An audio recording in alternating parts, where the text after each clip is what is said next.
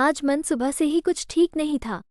कहीं जाने का मन नहीं था, कुछ काम करने का मन नहीं था, पर पति सतीश के कहने पर केतकी उसके साथ गांव जाने के लिए अन्य ढंग से तैयार हो गई। मना करती तो सही नहीं लगता। उसने शाम को ही तो मम्मी पापा और सबसे बात की थी। सब बढ़िया है, फिर भी पता नहीं क्यों अजीब सी घबराहट हो रही है। इसी कश्मकश के बीच केतकी गाड़ी में बैठ गई। केतकी ने अपने मन को समझाया कि बस ऐसे ही हो रहा होगा और गाड़ी में चुपचाप बैठी रही।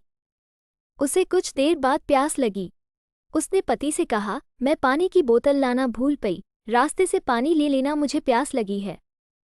ये सुनते ही उसके पति ने कुछ कहा तो नहीं, पर वो उसकी आंखों से समझ गई कि वो क्या कहना चाहता था। तुम्हारा ध्यान कहाँ रहता है कुछ पता नहीं। एक काम ढंग से नहीं कर सकती तुम। हालांकि प्यास तो केतकी को गाड़ी में बैठते ही घबराहट की वजह से लग गई थी, पर उसने इसीलिए कुछ नहीं कहा कि तुरंत ही उसकी गलती बता दी जाएगी।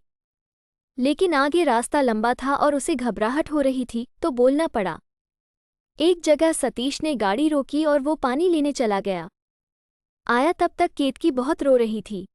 उसे देखकर सतीश ने पूछा, तुम रो क्यों रही हो? लेकिन केतकी आंखों से बहती अश्रुधारा और रुंधे गले से कुछ बोल नहीं पाई तो उसके पति ने फिर कहा, बता क्यों नहीं रही हो, क्या हुआ है, या फिर रास्ते में तुम्हें रोने का शौक चढ़ा है?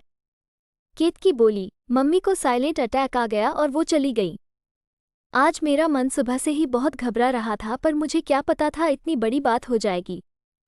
सतीश ने बिना कोई शोक व्यक्त किए कहा, तो फिर गाड़ी वहीं तुम्हारे गांव की तरफ ले लेता हूं। केतकी ने गर्दन हाँ में हिलाई। उसकी हिचकियां नहीं रुक रही थीं और वो धीमी आवाज में रोई जा रही थी। उसे अपनी माँ की कही बातें याद आने लगीं।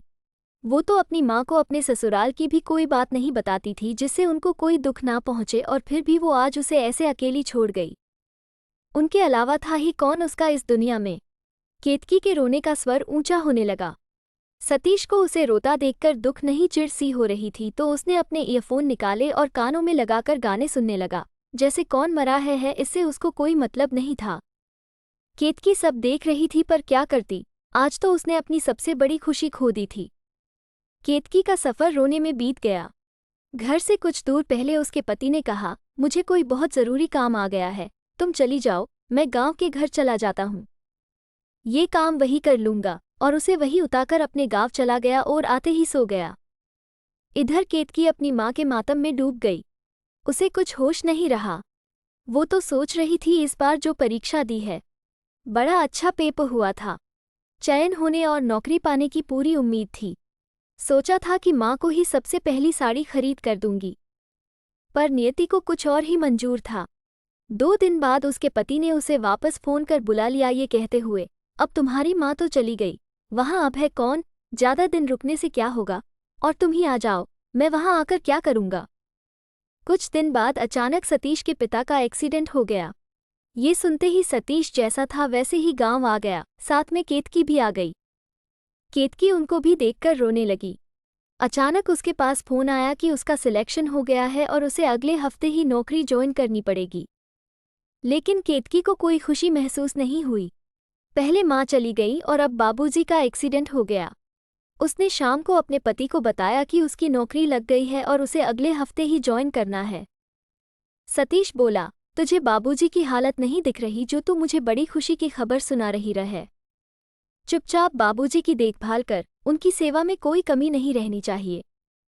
केतकी चुप हो गई, और फिर वो दिन भी नज़दीक आ गया जब केतकी को नौकरी ज्वाइन करने जाना था। सतीश की ओर से कोई जवाब न आता देख केतकी ने फिर हिचकते हुए कहा, कल ज्वाइनिंग है, क्या करूं? क्या करूं? तू अब नौकरी करने जाएगी और यहाँ बाबूजी का क्या होगा? एक दिन की ही तो बात है, एक बार ज्वाइन तो कर लूं, और यहाँ माँ है वो संभाल लेंगी, फिर आगे क्या होता है वो देख लेंगे। लेकिन सतीश ने केतकी की पूरी बात भी नहीं सुनी और उसे नौकरी ज्वाइन करने से मना कर दिया। पूरी रात केतकी सोचती और रोती रही। उसे घुटन हो रही थी।